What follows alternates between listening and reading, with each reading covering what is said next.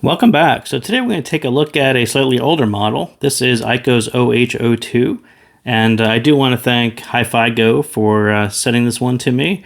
They sent me kind of a random email, said, hey, we have this open box OH2, are you interested? I was like, sure, I'll take a look. IKKO is a very well-respected brand, and I haven't reviewed any other IKKO, so I said, sure, that would be a great opportunity for me to hear one. So there you go. If you take a look on their website today, it's about $79.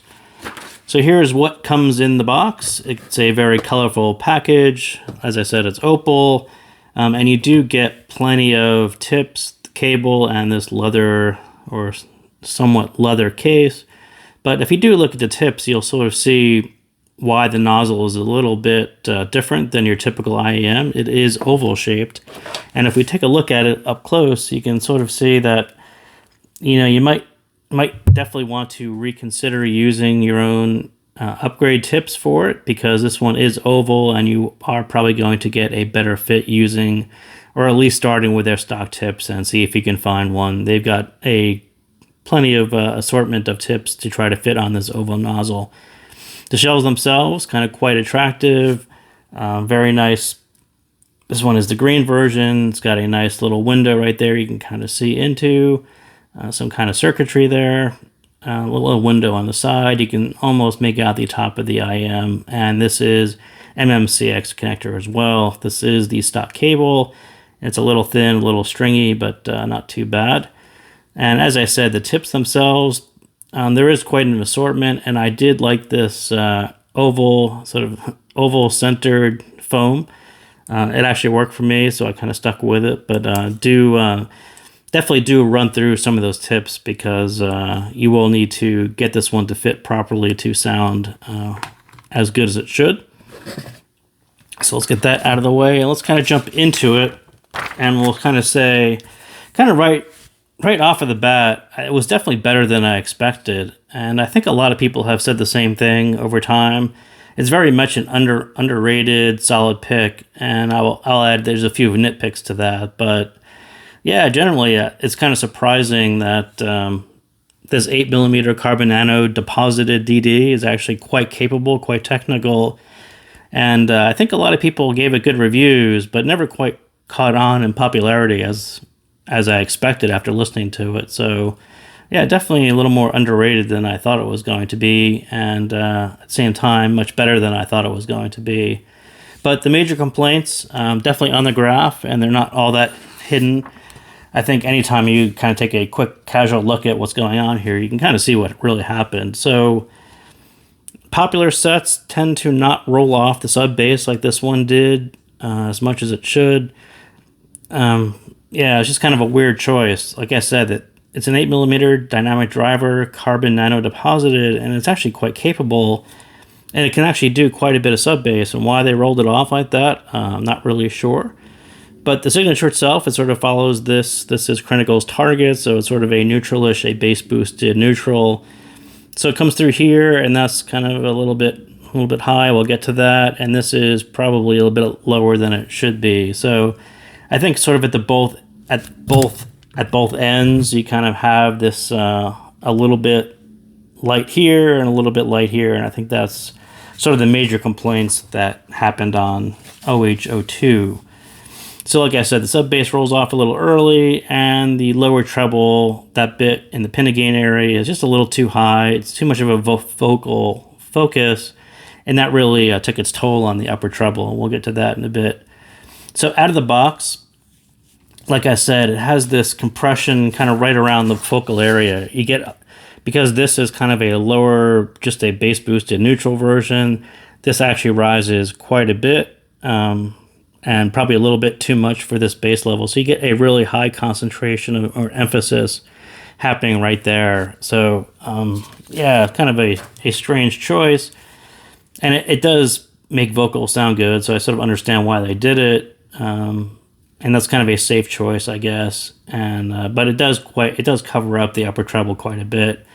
And it's a hair sharp, especially with that lower treble level. So if you EQ the vocals down a bit and boost the upper treble, it actually does widen the stage, adds a bit of sub bass for a more natural, longer session set. And So part of the reason why this one has a whole lot of potential and why I kind of spent time on it was, if we look at the signature, and again, the OH2 is in green, so it does have this sub-bass roll-off, so easy fix, right? Just give it a little lower shelf and fine, you're kind of right there where it should be.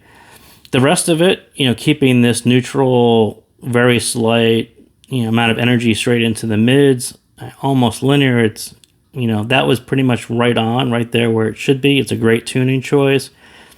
And then just, if they had just risen just about right where Critical's target would have been, where MIM's Dark Magician is, you can kind of see that would have been a little easier on the vocals, a little less, didn't really need to stretch them. There was no point adding a little more detail in this area. They could have definitely dropped that bit a little bit lower. That would have set the vocals back just a little bit, a hair. And then you would have been able to hear the whole upper treble the way it kind of comes through with Dark Magician. So for me, I actually EQ'd it right to Dark Magician version 1. Dark Magician version 2 is sort of a bassier version of the same signature. So that's in the red. So that's a much bigger sub bass, pretty much the same slope into the mids. And you can kind of see where Dark Magician actually has kind of the same peaks right here between 2 and 5. Again, OH2 is above both Dark Magician 1 and 2. So I do think Dark Magician hit that level almost flawlessly. And I would suggest, if you want to start with anyone, these aren't stretches for this driver, and there's just a few decibels here and there between all these signatures. And it does really smooth out end to end the OH2. And so I do highly suggest that you EQ to something a set like that. Which is actually very close and a really nice signature in that style. So after EQ, you kind of get a bass boosted neutral. Like I said, add a little more sub bass. The mid bass is actually kind of nice already, but the signature itself is sort of a bass boosted neutral, which is what you get out of the box, just a little more bass, and that is better across the whole range, as I said. So the bass, like I said, it's a sub bass is rolled off a little bit, but that 8mm dynamic driver can certainly handle quite a bit of EQ. So do actually add a little bass shelf, and it will go deeper as you were expecting it should. As I said, I'm not really sure why they rolled it off earlier. There's nothing really to hide there. There's no distortion there at the low end. It's actually quite a capable driver. They rolled it off early for whatever reason. So nothing to hide. This is a nice speedy driver, and that's what you want in a mid vocal central tuning, is to really push off the sub bass, put some energy out here so it actually can go deep, but not interfere with your mids here. So they were heading in the right direction. They just rolled it off a little bit early. So the mids, like I said, on one end you have a lighter bass level, a more neutral bass level, slightly bass boosted, and that really is setting up clean, clear mids, and that's what they had. And you really want to support them with just enough warmth, which is what it did. So I think they were really setting it up for success. And at the other end, you had these upper mids, which rise a little bit too high. Like I said, these 2 to 5 area, just a hair too much. And, it just makes the mids a little bit sharper, a little bit too focused, a little too much emphasis. And it just wasn't necessary. It ended up being a double positive, which was not necessarily what they needed. So, and what I mean by that is they've already set up for success here. The mids were going to be clean and clear just by having the slope the way it was. They didn't need to do this. This was just an added bonus that someone thought it was a great idea to add a little more detail to a driver that already has plenty of detail. And it just ended up being a little overly sharp. It sounds a little bit compressed because there's so much focus right there. So it was sort of a double positive that doesn't really work out. And this driver is technically competent. There wasn't any need to force that detail. And it really does stray away from natural, and it does obstruct the upper treble as well. So, but this one, like I said, it's a rare budget instance where the tuning is set up for success, set up for the mids, and the driver can actually deliver. You typically get one or the other one. The the driver is actually capable and they botched the tuning, or the tuning is set up to deliver great mids, and the driver sort of fails on the resolution or the technicalities. And this one is a pretty rare instance where the two actually line up pretty well. So the treble, like I said, it's really the only misstep, and we'll take a look at it a little bit more detail here. So like I said, lower treble, tons of emphasis here, tons of emphasis in the vocals. But when you're trying to hear instruments all the way out here, very hard to hear. They ended up falling right behind the vocals here. And it's okay. It's actually not bad, but not as good as it should be. And the second problem with doing this, having your upper treble a little low here, is that the stage compressed a little bit. So you get some compression right around here, around the vocals, very vocal-centric, a lot of stuff behind the vocals. And then the whole stage gets a little smaller, and you can kind of see why this one never quite broke out as a hype set, is because it didn't quite exceed other sets maybe at the same price point. And a lot of it is going to be right there, is just because it's just a hair off from what it should be. And as soon as you EQ it, you sort of hear exactly what this thing should have been. And it's like, yeah, it was very close to greatness, but they just really made a couple small mistakes there. So pretty close.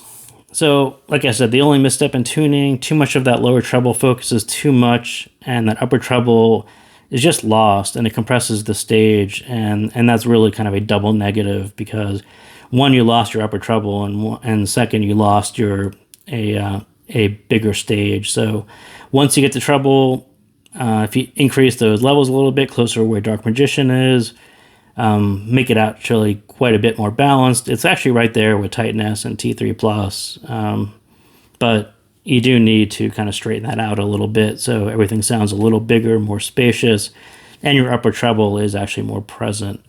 So stage, like I said, out of the box, it's okay, but after EQ, it does fill a much larger space.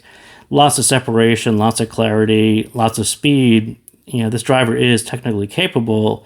They're all bonuses for that imaging and layering that you'll get out of it. And if you haven't checked out David Bowie's Space Odyssey, that 2019 mix, it really shines on this set. It's kind of a spatially big mix anyway.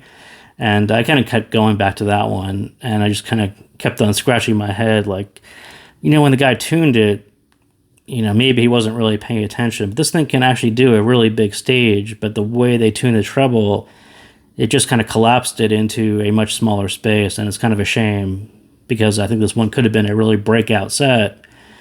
Just a couple nitpicks, a couple missteps. So again, thank you guys for tuning in, and that's what I have going on the OH2. So thank you, and I will see you next time.